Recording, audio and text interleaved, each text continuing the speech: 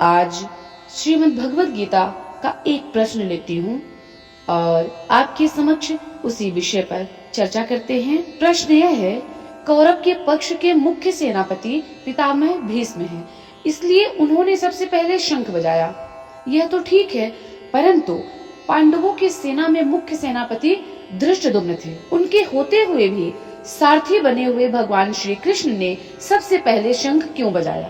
तो आइए हम विस्तृत चर्चा करते हैं इसी विषय पर। इसका समाधान यह है कि भगवान सारथी बने चाहे महारथी बने, उनकी मुख्यता कभी मिट नहीं सकती। वे जिस किसी भी पद पर रहते हैं सदा सबसे बड़े ही बने रहते हैं, क्योंकि वो सत्यता में बड़े होते हैं, बड़े हैं कारण कि वे अच्युत हैं, वो कभी च्युत नहीं होते।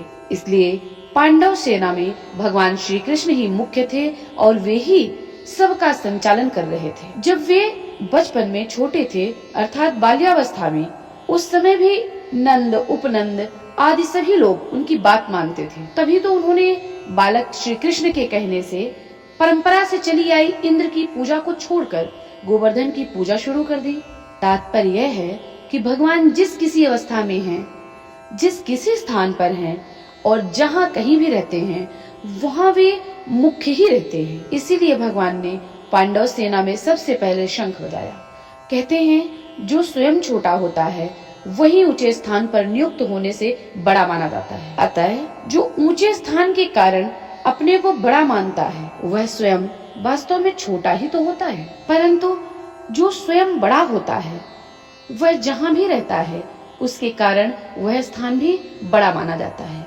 जैसे भगवान यहाँ सारथी बने तो उनके कारण यह सारथी का पद भी बड़ा हो गया।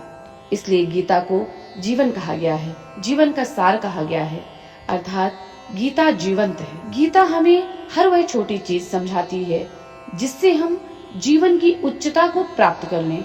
गीता हमें मनुष्यता बता रही है कि मनुष्य को मनुष्यता प्राप्त करने के लिए क्या क्या मार्ग हैं। कृपया इसे श्रवण करें और अपने जीवन में उतारने का प्रयास करें। जय श्री कृष्ण। राधे राधे।